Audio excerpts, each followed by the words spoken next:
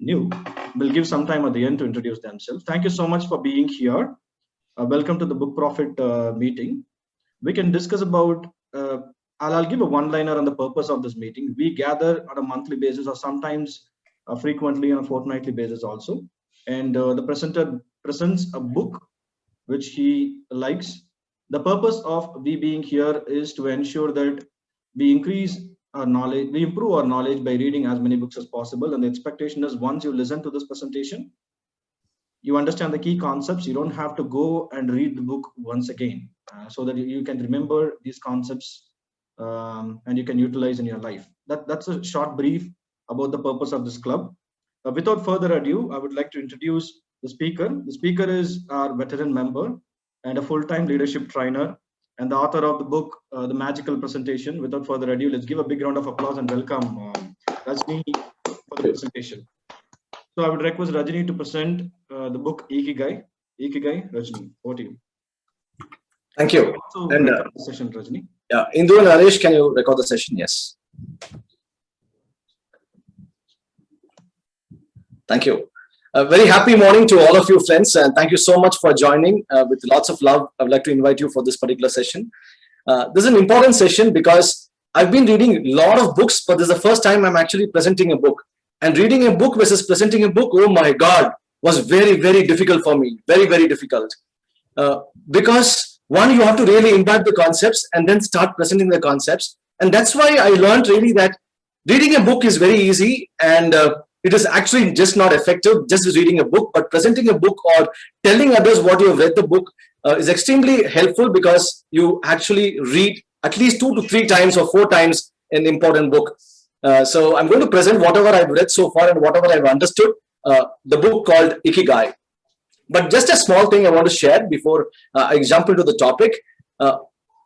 As Ranga would always say, right, a person who does not read a book and a person who cannot read a book does not make a difference. I would also like to add a small thought here that a person who reads a book and don't take any action versus a person who don't even read a book might not have a difference. So friends, this session, my intention is to have some small transformations with each one of you. So I request you to take some small notes, small pointers. I'm going to bring a lot of examples which I'm able to relate in real life with respect to the book I learned. So I also wanted you to note down some key points and keep on writing in the chat box. Let the chat box be flooded with your emotions, your thoughts, your key takeaways from every chapter, and so on, so that we can start taking some actions after we finish this book review. With that intention, let me share my screen.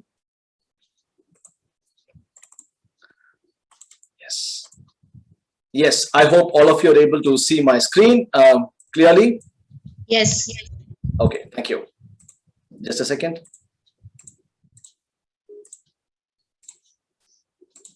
Yes, super. So the name of the book is called Ikigai, the Japanese secret to a long and happy life. The simple statistics, which is an astounding statistics, is Japanese have the longest lifespan in this whole world, right? In fact, 70,000 of the Japanese people, even now till dated, are centenarians. What do you mean by centenarians? They've crossed 100 years of age. And even now the statistics hold true. And some of them are even super centenarians, which means what? They're more than about 110 years. So these are called as super centenarians. Why only in a place called Japan, the longevity of life is more? What is the reason behind it? I know that each one of you are sinking into something called curiosity.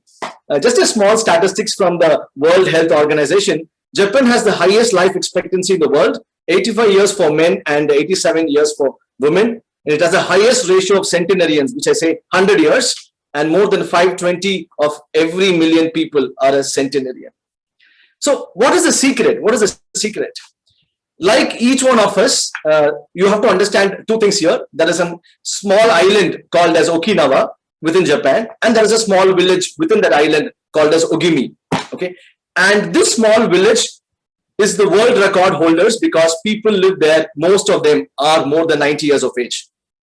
What is the secret behind it? That's what is unfolded in the book called Ikigai. Okay, many of us might be thinking, is it with respect to a diet? Is it with respect to their lifestyle? There are many more things to what we actually think. Okay, and that's why this book becomes extremely powerful. You see a picture of the island called Okinawa here. This is a Japanese island. Is my screen completely visible? Is something hiding your view? No, everything is fine. Everything is clear. Okay. Fantastic. So the first question is, Ikigai, what is the meaning of life? Is the point just to live longer, or should I seek higher purpose? I'm sure each one of us at every moment we think that, right? What is the meaning of life? And especially if you're about 35, 40, you keep on thinking about this statement, isn't it? So what is the point to live longer, just to live longer, or to seek a higher purpose? If that's your question, the answer is Ikigai. Okay. What do you mean by Ikigai? The definition is the happiness of always being busy. I think it is an important statement. I would like to really frame this statement and put it in my living room. The happiness of always being busy. Friends, have you noticed that people who are very active in their job, exactly when they get retired at the age of 60 years, they become sick, inactive, lazy. Have you seen that? And they suddenly get all the diseases. Until the age that time they are working, everything was fine. But then suddenly they get into all these diseases. They're not able to move ahead. They become very docile. Why is this happening? That's the secret of something called Ikigai, as a happiness of always being busy. Extraordinary life longevity of the Japanese in an island called Okinawa. The statistics, 25% of the island are above the age of 100 years. Even now, okay, even the world has changed a lot, but even now, study says in addition to diet, good health, outdoors, all this we also do, right? They do something different. And one thing among many things they do differently is something called Ikigai. Okay. Oh my God, what are they doing? Yeah, even I want to really lead a long life, healthy life, and a purposeful life. If that's your curiosity, I think each and every person who read the book Ikigai can answer this. To two people like us, researchers from US, France, and Hector was extremely curious, and they want to do a huge research on this particular area. So they went and stayed for about 2 years in this island, Okinawa and Ogimi, and they saw people's behaviors. And then they saw that if we are able to really practice this throughout the world, even our longevity of life with a purpose can be extended. That's what this book is all about. And here I want to bring a small example here. This is from my real life. I call this person as Kaikari Tata. You know what is Kaikari in Tamil? Is person who sells vegetables. In fact, this couple, even till now, they sell vegetables. I see them every day in our street. And I was so curious, even during the COVID times, this person comes in the morning, comes in the evening, stays there with his vehicle, sells vegetables. So one day I just went to him and asked him, sir, why are you doing this? I know your son is in a good job. Your daughter is in a good job. You're well settled. Money is not a constraint for you anymore, but why do you sell vegetables? You know what he said? Very important statement. He said, Rajni, if I'm not keeping myself busy, I will become sick. And I want to keep myself busy. I want to see people around, help whatever I could with respect to people. And that's my purpose of my life. And I thought, Ikigai being a Japanese concept, I think each one of them whom we see as real life examples in our life also follows this. So I took a small picture of this person, Kaikari Tata, and I thought I will give you a small example because there are a lot of examples around us whom we can really inspire to get deep learnings about why they lead life with a purpose, right? So, and from this thought, a lot of curiosity in me, and I started reading this book a little more deeply. So I'm going to talk about chapter by chapter and cover some important aspects which is told in the chapter, and then also relate what are going to be my takeaways from this chapter, which means I also want you to really note down what will be your takeaways and what is those small actions you will take from this session, right? See the statement, no? Art of staying young while growing old. Wow. And all of us wanted to do this, is it? And if you really think about a concept called reverse aging, many of them think that reverse aging is not possible. There is another word called reverse virgin called as anti-aging. This book says anti-aging is possible, which means you will not grow old with years. Okay. How is that possible? We are discussing on this. So the first one, according to Japanese, everybody has an Ikigai. This is the reason for them to wake up every morning. That's what the people in the centenarians in those villages talk about it. And this is an important statement. There is no word called retire in Japanese. Whatever you do, don't retire. I think this was really a hard-hitting statement for me. It says, if you find your Ikigai, there is no retirement. Some of you attending this workshop who've been associated with me for quite a long time, I'm sure we know about a person called as Krishnappa. So Krishnappa was an advocate, is a very close friend of ours. What you have to really understand about this person called Krishnappa is at 74 years right now, he's still working, he's still an advocate, he goes to the court every day. Interestingly, about 8 years back, he did not know how to write emails or how to really use social media. He actually joined an NIET class at the age of 69 just to learn how to write emails, how to use social media. Right? Because he says that I don't want to stop learning. I have to do something throughout my life. There is no retirement in life. From that day, I also changed my mind that earlier I was thinking at 55, 60, I have to really retire early, right? That's the buzzword, no, most Googled word as well. But then after seeing Mr. Krishnappa, and there was another example, Mr. Naidu, whom Ranga has worked very closely, and I've also worked very closely with him. And he's also 73. I mean, unfortunately, he's no more. He just passed away about a week back. But believe me, my friends, the kind of energy he has, the kind of enthusiasm he has, even a 45-year-old person will not have that. You know why? Because he was working each and every day. So if you think you have to retire at an early age, I think you have to really rethink about it, right? Because age reduces if you think that you should not retire. Okay. Now, one of the major concepts in this book is something called as the Ikigai. But before that, I want to give a small context to another concept called as the Hedgehog Principle. But a quick check to some of you friends, one or two of you can answer. Do you think I'm going too fast, too slow? Is the speed appropriate? It's okay, Rajni. Yeah, yes, it's appropriate, Rajni. You're fine, Rajni. Thank you. Thank you. Good to Great book by Jim Collins. It's another transformational book. Because Jim Collins talks, I mean, he's done a huge research and talks about why are only some organizations great, okay, whereas many organizations are good. So he differentiated the difference between good and great. And in fact, in that book, he opens saying that good and great are opposites. Yes. Because you being good, you get into a very complacent state, and after a point of time, you stop aspiring to be great. And he did a great research and spoke about what are some of the qualities of the great companies. And just because of these qualities, they become great. Okay. And in that book, many concepts. If you have not read the book, I would highly recommend you to read this book, Good to Great. He brings a concept called Hedgehog Principle. Okay. What is a hedgehog? Hedgehog is a small animal, very small animal. And if it is seeing that it is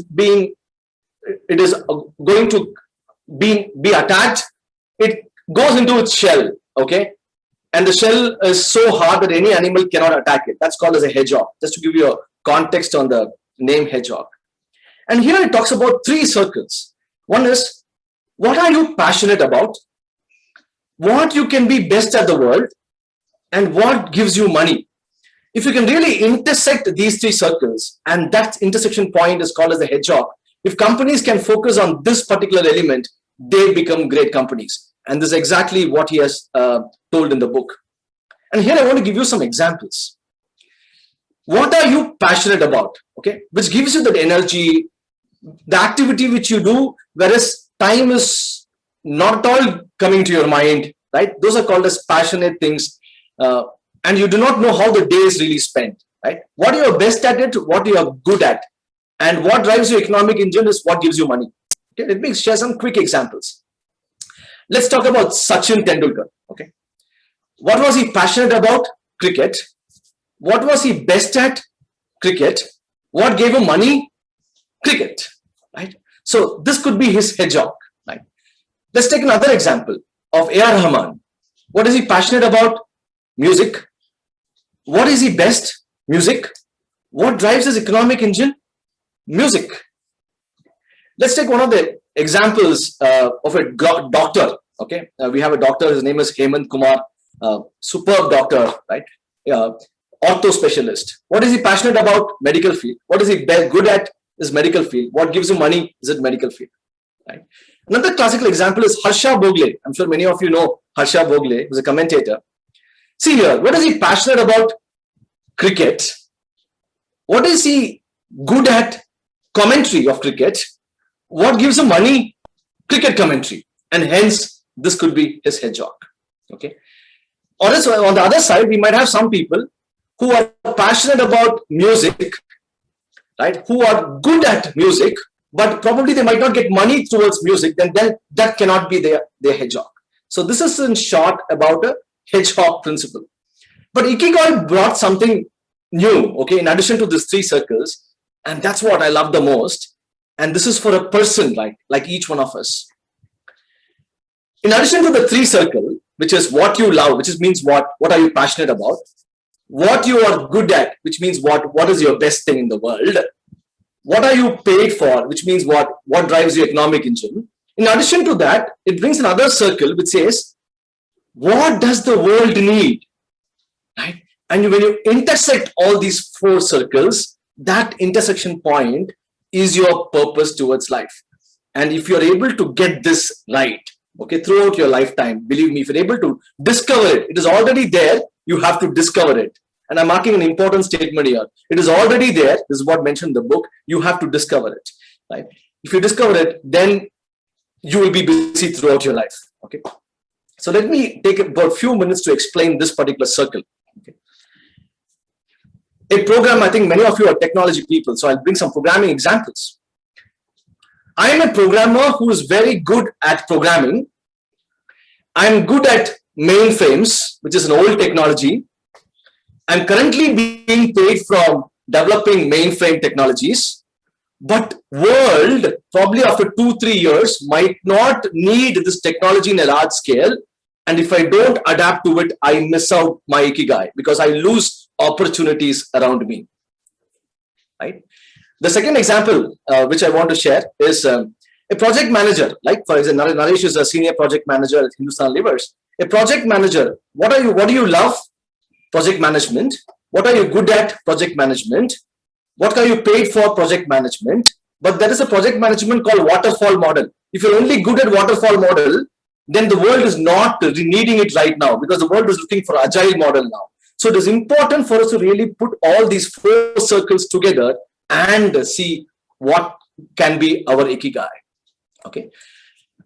Now, if you see this, yes, just give me a second.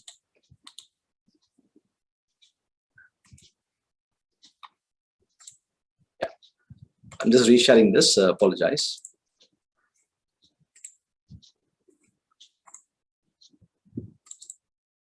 I hope you're able to see my screen. Yes. If you see this point, which means I love what to do. I love what you love. I love something. What the world needs, yes, it is okay. But then if I'm only concentrating on what I love and the world needs, I might be delightful, but then I will not have any money. But then after the point of time, my passion will die without money, right? So money is also important. And hence we have to look at intersection of all these circles. Let's look at a circle here, right? Okay, I have a profession, which means I'm paid for something what I'm doing right now. I'm good at doing something, but then I don't do what I like to do, or I don't do what the world needs, which means what? I have a satisfaction, I'm doing something, but I always feel uselessness, which means what? I'm not contributing to a higher purpose. Okay, I think many of the people who are working in a corporate might be in this segment. They're good at what they're doing. They are really paid for. But the question is, do we love what we're doing? And is it contributing to the world needs or the organization needs? So once we really put this thoughts together and write it down, believe me, my friends, this might be a spark for you to really find your Ikigai. Okay, that's what this concept talks about. Before I move on, any questions on this? Yeah, I actually had a question. Yeah. So in Ikigai, we are talking about what you're good at versus from the hedgehog concept, we're supposed to go towards what you can be the best in the world at. Like if you look at Sachin and A.R. Rahman's examples, A.R. Rahman debatable because it's a creative field. But Sachin is considered one of the best in the world. If you just do what you're good at, you might just remain being good and not great. Isn't that the whole point of the Good to Great book? Because most people, I don't want to make any controversial comment, but then in terms of the fact that we are good at a lot of things, but we can be the best only in one thing, which may or may not coincide with all the other three things. And that would eventually lead us to just being good and not great. So do the two really coincide that way then? Sorry, Tejas, if you can again rephrase your question. I'm sorry, I didn't understand the question. So I'm trying to say that I understand the Ikigai concept and the hedgehog concept as individuals. Like as individual concepts. But when I'm trying to merge the two, I feel like there is a very small probability because of the other three things in the Ikigai that you could do something that you're both good at and can be the best in the world at. The probability is very low. And through the Ikigai concept, you might just remain being good at something and not great, because the other three are kind of restraining in their context. So is it possible that through Ikigai, you can still be the greatest in the world? Okay, you're asking through Ikigai, can you be still the greatest in the world? Yeah, okay, I'll give you an example. I think that'll make it much simpler, right? Let's say, for example, that I like economics and I like basketball at the same time. Two fields, right? And I'm decently good at both. Okay, and I just feel like economics I'm good at. I love it. It provides what the world needs in terms of their economic reforms and stuff, and I can also get very well paid for it. But when I look at it as, can I be the best in the world to ever do economics? Probably not. It's not possible. But it satisfies my other three things. But now when I look at basketball, if I put in the right time and everything, I could be the best at what I do, but it might not be what the world needs, and I might not really get paid for it until I reach being the best. So by that logic, it doesn't satisfy my Ikigai, but I might just remain being a good economist. I'll never be a great economist. Absolutely. I might not be the best at what I do, but it satisfies my Ikigai. So as two individual concepts, they check out, but the probability of both coming together, isn't that a bit low? That was my question. Okay. See, what you are good at, and I think the confusion is between the what you are good at in the Ikigai circle and what you can be the best in the world at from the hedgehog concept, right? That's the primary confusion, isn't it? Right. Okay, right. so that's my confusion. Yeah. This is for the organizations. Okay, this is for the organizations. If you want to be a number one in an organization, if you want to become a great company, then you have to be the best in what you do. I think Apple stands as a classical example here. But then if you want to really find your purpose and which can drive you towards a longer life, so this is more for an individual point of view, the Ikigai point of view, which means you don't have to be really the best, but you have to be good at what you're doing. Only then after a point of time, you'll also start loving it.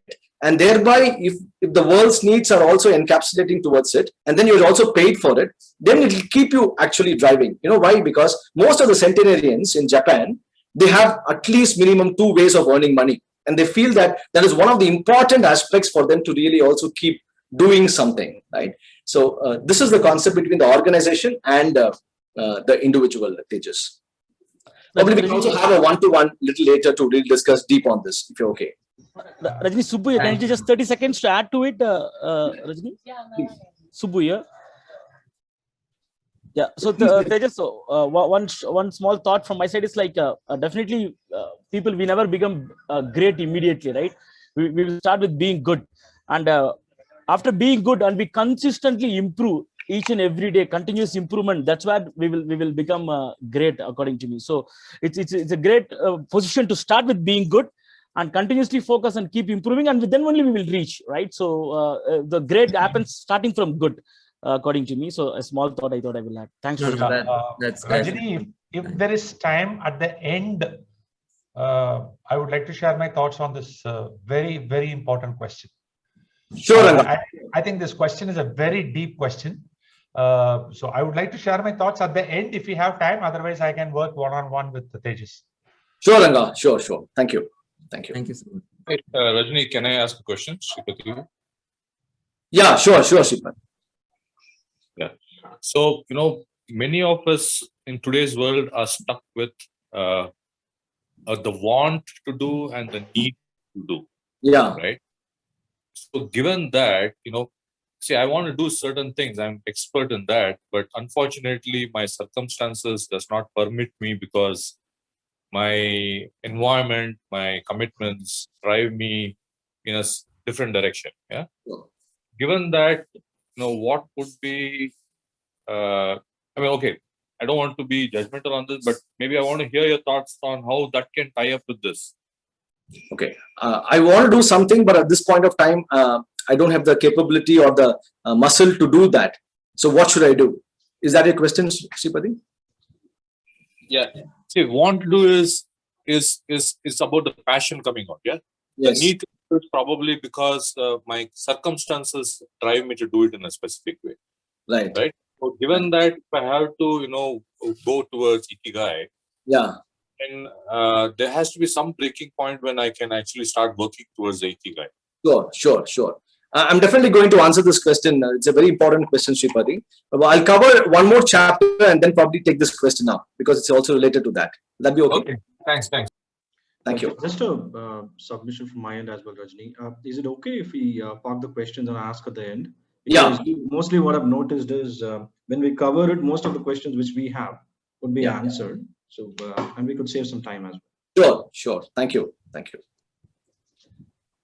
for the interest and the questions, friends, each one of you. They also talk about something called blue zones. What are blue zones? These are 5 places in the world where the longevity of life is to the highest. Okay, Okinawa in Japan stands first. They have a diet rich vegetables, meals served in smaller plates, close knit of friends. That's kind of the key factors. In Italy, there's a place where they consume a lot of vegetables and 1 to 2 glasses of wine every day. Loma Linda is another place in the US which has the maximum longevity, and Nicoya Peninsula in Costa Rica, where people get up. Everybody gets up at 5:30 in the morning and out on the fields. So this happens as a community practice here. And the last one is 1 of every 3 inhabitants of this island is over 90 years old in the place called Greece. Right. So what are these common factors? The authors researched and then came up with some of these important common factors. You see this picture. This is how they have food in Japan. Okay. Let me give you some important pointers here. So more than driving to a place, they prefer walking to a place. In fact, the place called Ogimi, they don't have a railway station. So most of the time, they prefer to walk to the bus stop and then take a bus from there. And for them, social ties with family and friends are extremely important. So community practices, this is where the culture gets established. They all get up at 5:30. They all go to their own garden. They grow their own vegetables. They only consume from those vegetables, right, for their food. So these are the practices you will see everywhere and every person exhibiting it. And I think this was an important takeaway for me. They feel, I think most of the centenarians whom they interviewed, they said they fill their belly only up to 80%. We all have heard the rule called 80-20 rule, right? Pareto's rule of 80-20. But here, 80% is, I only fill my stomach up to the 80% of the capacity. And after that, I give a deliberate stop to it. I'm not getting tempted by a gulab jamun or a rasagula or an apple pie. I say no to it. And that's an important aspect. In fact, you see people in Japan, you'll not find many people who are really, really obese, right?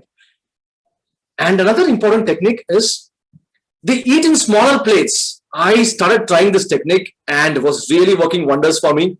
Because when we take a plate, which is a big plate, we try to fill the plate, right? And then we have a guilt feeling that we should not waste food. And then we try to consume everything, right? And then sitting in a lockdown inside a house, you obviously put up weight, right? A simple question to you here is, how many of you felt that you put more weight, especially during the lockdown, right? If that's a question, I'm sure many of us will raise our hands. So eating in a smaller plate is a fantastic technique. And some of the foods they consume, I've just selected and put some of the foods here so that we can also relate to it. Sweet potatoes. You go to any of the lifestyle specialists or a dietitian, they talk about sweet potatoes, the kind of protein and the fiber-rich food it can consume. Right? Tofus, right? Instead of a paneer, a tofu can also add a more antioxidant to the food, fish and vegetables. And most importantly, they said they are connected for life as a Moi. Moi is a group of people staying in the same area, and they support each other, which means what?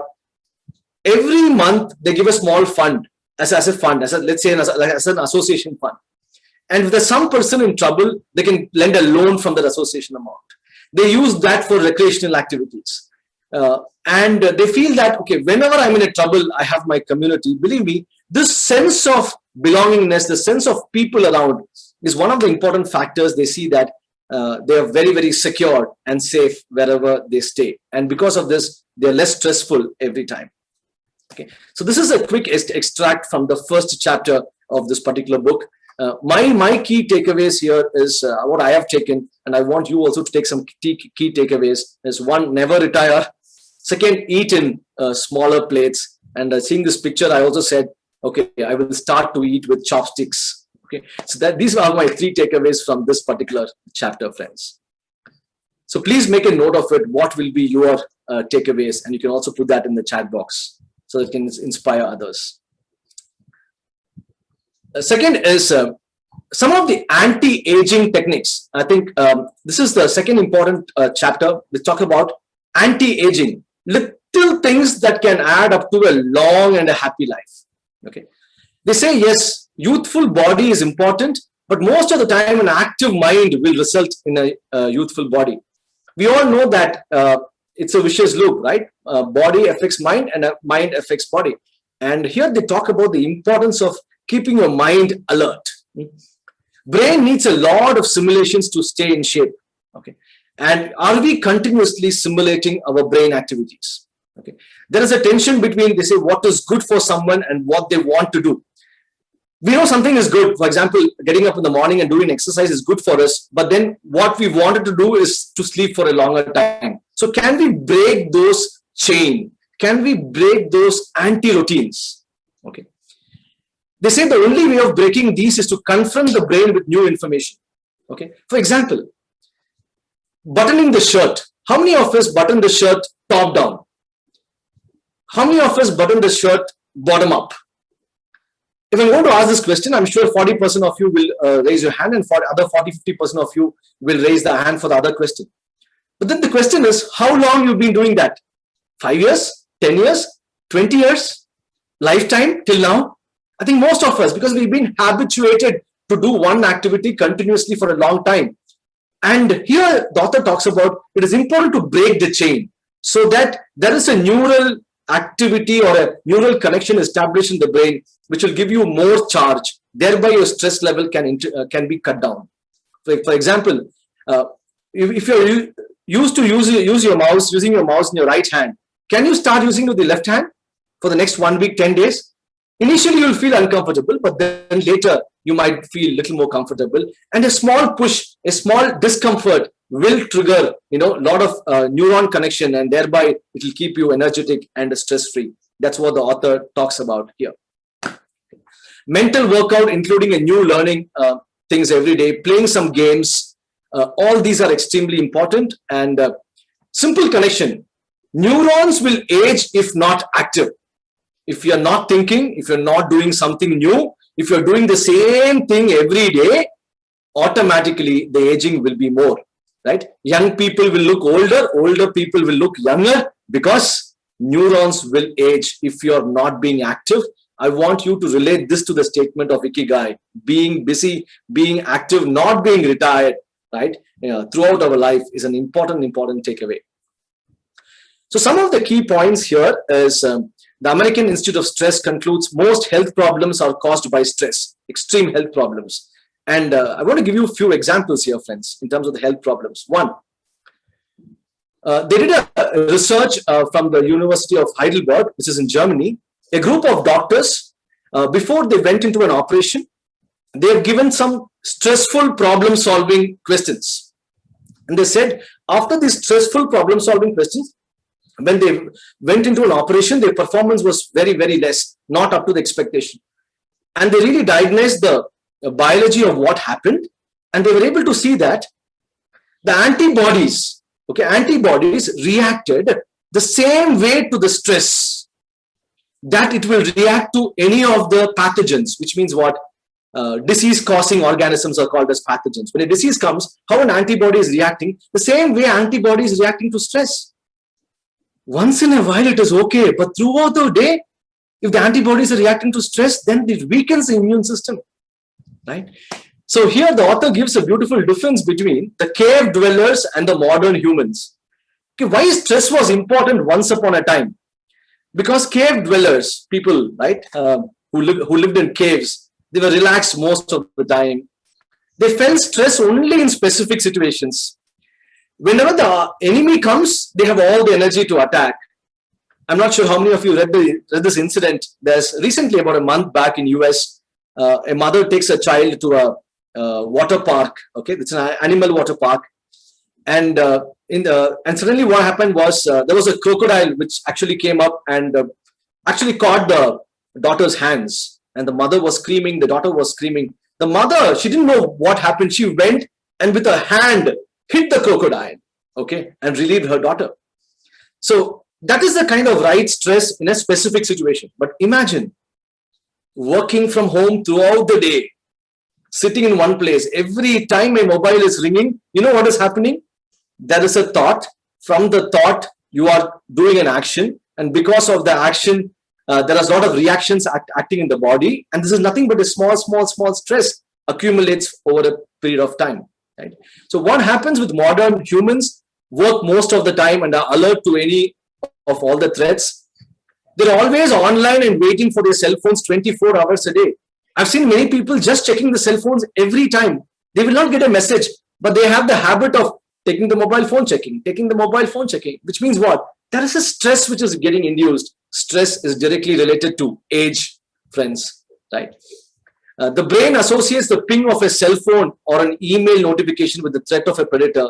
So a low dose of cholesterol flow constantly throughout the body with implications with a huge range of health problems, including chronic fatigue, adrenal fatigue. I've seen many of my friends, especially working from home, sitting for a long time, look aged, especially after this lockdown.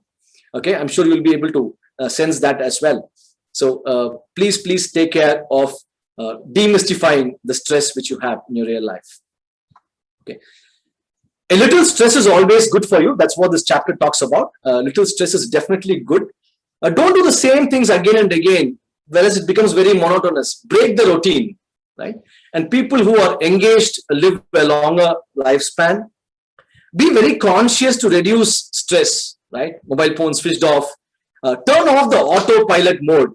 I still remember this incident. One of the uncle came to my house and he liked to watch television serial, not series, serials. And he was watching. We gave him a drink and then asked him how was the drink. He said, coffee is fantastic. Then we told him, sir, sorry, uncle, we didn't serve you coffee, it was tea. Now, this is what happens when we're in autopilot mode, right? Whenever I watch television, I eat food. But then if I'm going to ask you the question, was there an onion in your omelette? We might not be able to say, which means consciously we are getting into the autopilot mode. I think we have to really reduce it, right? That's where mindfulness comes into the picture. Very clear, directly proportional to all the software technology people who are attending the session. Lot of sitting will age you. Okay, you before lockdown, you after lockdown. Please evaluate, think about your situation, and I think it is important to break this at this point in time. Okay, be conscious about your daily habits. Sleep is an important factor. It secretes an important chemical called melatonin, and if you're getting good sleep, yes, it's directly proportional to the health. Otherwise, we have to really see how we can do this. And one of the most important attitude, the book says, is something called anti-aging attitude, a positive attitude with a emotional awareness. And in fact, they interviewed one of the persons, Alexander, there, and asked him, what is the secret for longevity? He says, the life you live, okay, there's a speller here, sorry. The life you live is equally or more important for longevity. How do you live your life, right? It's very important. So my takeaway was from this chapter, take one topic which makes me uncomfortable. So I'm a trainer. I try to take one topic which is uncomfortable per month and really push and see what can I do so that, I get charged up. I use a 25-minute alarm to stand up and stretch whenever I'm working for a longer time. This is also called as a Pomodoro technique. It's a Pomodoro is an Italian word for tomato. Okay, and Pomodoro is a timer. You get a lot of timers in the app stores. So exactly after 25 minutes, it gives you an alarm saying that, okay, Rajni, you've been sitting for a long time. Now get up and stretch. So I'm going to use these two learnings from this particular book in my daily life. Okay, this is a very important statement. We are what we repeatedly do every day. Excellent is not an act, but an habit. You writing one page of a blog every day, after a year, you become an expert. Is that right, friends? You exercising your body at least 3 to 5 times a week, after 6 months, you become really fit, right? You looking at the mobile phones early in the morning and just before you go to sleep, that also becomes a habit. So I think it is important to really break the habit and move towards excellence, which means what? The habit should be very, very constructive towards leading a healthy and a happy lifestyle. So thanks to Aristotle for this powerful quote. So I'm just going to cover one more chapter, which is called as Find Flow, and then we will take some questions. The remaining chapters we will continue in the next session. So that's the overall plan. Find flow in everything you do. I think this is an important statement. What do you mean by flow? I know one of our very close family friend. She's extremely passionate about gardening. Okay, and she can actually spend close to about 7-8 years in the garden herself. Many times I get a complaint from her husband saying that even though she goes near her, she's not able to recognize. Okay, especially during that particular time. So which means she's completely engrossed in that particular activity. Right? Book writers, artists, right? Programmers. I've seen really programmers being in that particular flow when they're programming on a particular prototype, they're completely involved in it. So why I'm saying this is, friends, one of the methods to find your Ikigai could be also in the flow, which you do things every day. So can you get into a flow? Can you start thinking about different activities that will help you to get into a flow? I know my wife, she gets into a flow when she actually cooks something. Okay. What do you mean by flow? The state in which people are so involved in an activity that nothing else seems to matter. The experience itself is so enjoyable that people will do it even at a great cost for the sheer sake of doing it. Right? Counselors, a lot of counselors who are attending this particular program, I think when they counsel, like Suresh, Srividya, many others, they are in the complete state of flow. I know trainers, Ranga is a fantastic trainer, one of the best trainers in the country. So I've seen him, when he's actually training, he'll be in the complete flow. And when he's in the flow, the energy which he exhibits is very different when he's not training, right? So the question is, what will you give you that flow? Okay, is that a painting? Is that a drawing? Is that a game? Is that a cooking? Is that washing vessels? They give a classical example of Bill Gates. Bill Gates, even now, he says that every day night I will wash my vessel, because when I'm washing my vessel, I feel that I'm in a flow. So friends, discovering the 2 or 3 or 4 or 5 things which will give you that state of flow, believe me, when you are in that mind, probably a thought, an idea might really strike you. And this can be a potential for each one of us to find our own Ikigai. This is exactly what is said in the book. So the magic recipe, there's no magic recipe to find the Ikigai. The only is to experience the state of flow, that is by having an optimal experience. So it says Bruce Lee, right? Be like water, my friend. I think Bruce Lee says this every time. So let me share a small video of Bruce Lee, just for about 15 seconds. What he talks about flow. Okay. This is what it is, okay? I said, empty your mind. Be formless, shapeless, like water. Now you put water into a cup, it becomes the cup. You put water into a bottle, it becomes the bottle. You put it in a teapot, it becomes the teapot. Now water can flow or it can crash. Be water, my friend. So yes, be like water, which means what? We talk about meditation. I think flow is nothing but meditation. You do an activity where you're not thinking about anything. You feel that you're completely into it. And then you see that with experiencing flow. So friends, think about some of the things where you can also experience flow in the activities which you do in your day-to-day life. So some of the inputs or techniques the book recommends, especially on the flow. When you're actually deciding on how to choose the activity for your flow, know what to do, know how to do it, how well you are doing it, assess it, understand where you want to really move forward, understand the skills required, and I think about freeing the distractions around you. And there are about 5 strategies which is mentioned here. One of the strategies which says choose a difficult task. See, every time doing the same thing, what you're good at, okay, is not interesting, it's not fun, it's not engaging. Choose a difficult task. For example, if you're a programmer, learn about a new program. For example, if you're a trainer, choose a difficult topic. For example, if you're an artist, try digital painting. Right? For example, if you're a project manager, try a new technology or a new methodology which has come in project management, like for example, design thinking or Scrum and so on, right? So point is, start stretching yourself, because it feels that once you stretch yourself, after a point of time, you will feel you are getting into a flow. And second is, have a clear, concrete objective. What is the result and what you actually wanted to do? And third one is, concentrate on a single task. I think concentrating on multiple tasks will give you a lot of stress. Instead, can you really focus on a single task at one point of time? Friends, two examples here. One example is a very powerful example where Toyota, right, when they actually manufacture screws, the design of the screws is done in Japan by artists. Okay.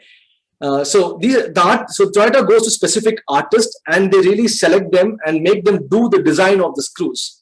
And when these authors, when they actually visited the site where the design is made, they felt each of the designers were into a flow. They don't do multiple activities. For example, if they're making brushes for the bristles for the brushes, the woman is completely on the flow. She takes bristle by bristle, she attaches it, no distraction, complete concentration, concentrate on a single task at one point of time. And this is why they felt that the designs of Toyota is uncomparable, right? Because they are made by artists. In Japan, they call as takumi. Okay. And another important aspect is, sometimes we will be doing a lot of mundane tasks, right? Doing the same thing again and again. For vessels washing, for some of us, it's a mundane task. For some of us, it's a flow. And in Japan, the author says that when he actually went to a mall, there was a lady who was operating the elevator, and she was doing it continuously for the whole day. But when she was doing that, she was doing it in such a beautiful dance or an art form, and she was in a complete flow. Okay, so can we really attach a flow or a rhythm even to our mundane activities? Was an important thought process here. And the last but not the least is instant vacation. Author says meditation is extremely, extremely key. Many of us think meditation is very, very religious. I think it's more of a spiritual activity than a religious activity. The idea of meditation is, yes, you get less thoughts when you're in a meditation state.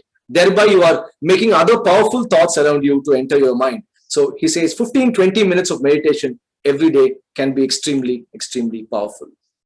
Okay. So these were some of the important takeaways of this chapter 4. And for me, the action item which I thought I will start doing is, I'll observe my breath for 15 minutes daily for the next 48 days. That's a sankalpa, or this one I've taken for myself. And try one new skill every month. Okay, push, that small push is extremely important to keep us going. So I thought I will try these 2 important things. So this is the end of chapter 4, friends. And since we have said that it's going to be a 1 hour, we will continue the next month, the first week of next month, for the remaining part of the Ikigai. So with that, I'm going to end the share, and we will take some questions. First question from Sripati, I want to really answer, then give it to Ranga for explaining the concept on, clarifying the concept that Tejas had. So Sripati, you're talking about, yes, I want to do something, but then my situation is not really preventing, but then how do I really do it? I want to give you a small example here. It's a real life example, which was really shocking for me. I went to my friend's house. Their uncle was working as an electrical engineer in EB, right? electricity board, and he was 57. So I went and asked him, Uncle, what's your plan right now? So you're going to retire, right? 58. He said, no, Rajni, I've already become a lawyer. And I said, engineer, electricity board, lawyer? Rajni, I know after 5 years of my retirement, I will have a problem. So I want to become a lawyer from my childhood. So at the age of 52, I joined a law school. Every weekend, there is an evening class for me. So Saturday, Sunday, for the next 5 years, I attended a law school. I'm a BL right now with respect to my BE. So I'm a BE, BL. Wow, what a combination. And I'm going to start going to the court from the immediately next day. I stopped working in this electricity board. So I've seen people start taking that few small steps in terms of what they wanted to do. So starting as a passion, probably money might not come, but then start slowly building that passion into a skill where you can also attract money.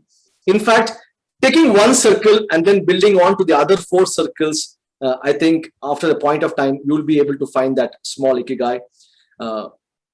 So the point I want to say is, I think planning, preparation for the outcome becomes extremely important.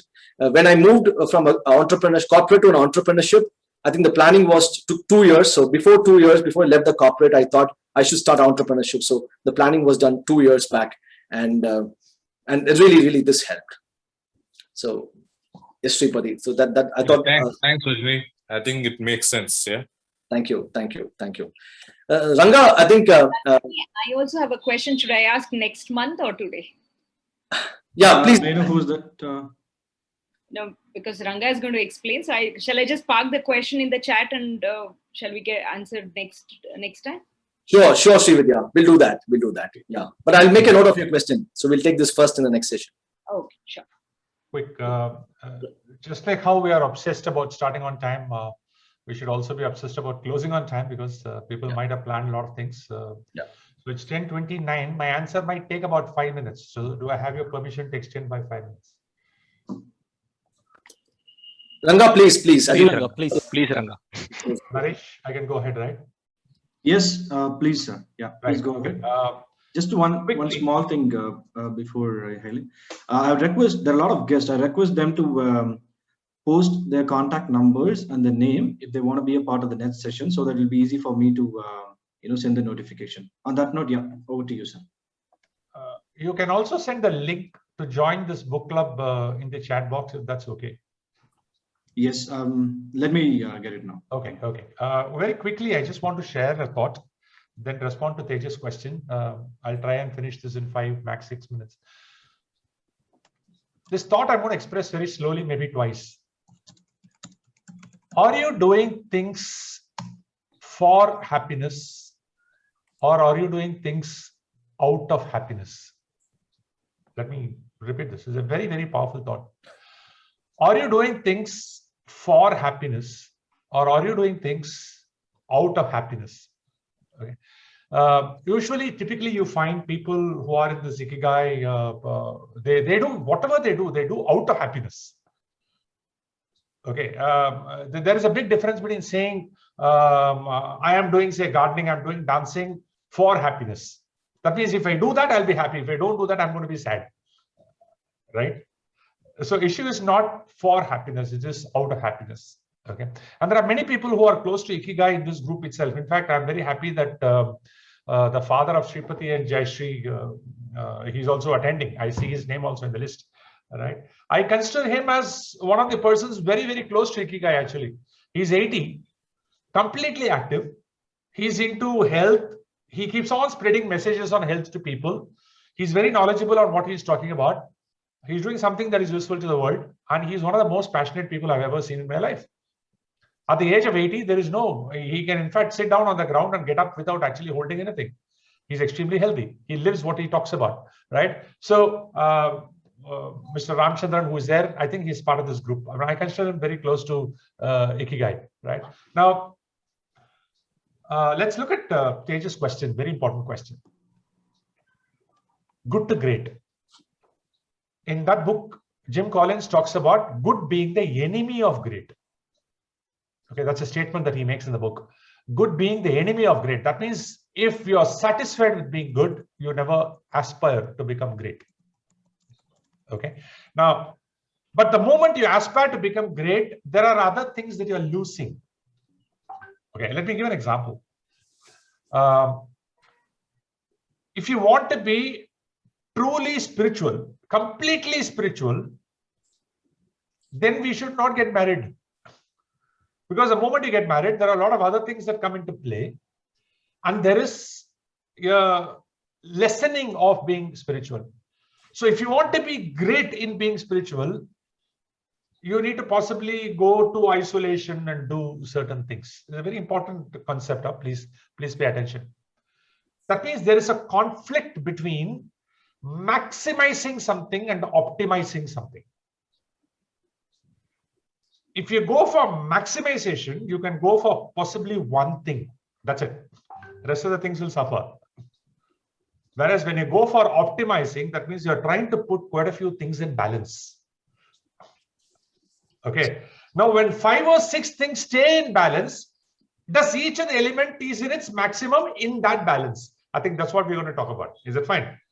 Right? So when you're married, for example, can I be a married person, do my duties to my spouse, do my duties to my family, and also being spiritual?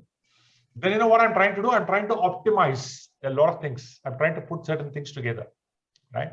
For example, if I want to be the best in, say martial arts, practice, 8 hours, 10 hours, 12 hours, practice. You know what will happen? I will not make any money out of it. I'll be the best, yes. But the moment I want to make some money out of it, that means I have to spend time doing something else, which means I'm losing time in doing things related to practice. Is that fine? Now, that means I'm trying to optimize my expertise in martial art and my need to make money, and also do something that the society needs. For example, if I am very passionate about guitar, playing guitar. I just stay in the room and practice guitar and play guitar, and I love myself. Right? How is the world benefiting out of my presence? Right? You have great thoughts, Tejas. Why did you publish a book? So that the world also can benefit out of it. Right? So the moment you start focusing on the world benefiting out of it, you're losing out on something. Right? Actually, you're not losing out. You're learning to move away from maximizing to optimizing. Is it fine? That is what we call as moderation. They say in Japanese, in fact, if you see carefully, the most fundamental concept explained in Ikigai is how do you moderate your life? With many things. You don't drop. It's like juggling, 10 balls. You don't drop any ball on the ground, right? At any time, you're holding 2 balls and there are 8 balls in the air, and you're managing it so beautifully. And imagine they're being glass balls. So if it falls, it'll break, right? If it's a rubber ball, you can pick it again, right? So Ikigai is founded on a single word called moderation and optimization. It is not modeled on the word called maximization, whereas great is more towards maximization. Is that fine? Have I answered your question, Tejas? Yes, Ranga. Thank you so much. Okay, thank you. Thanks for giving this extra 5 minutes, please. Lovely, Ranga. Thank you so much. That was a deep insight with great clarity. Thank you.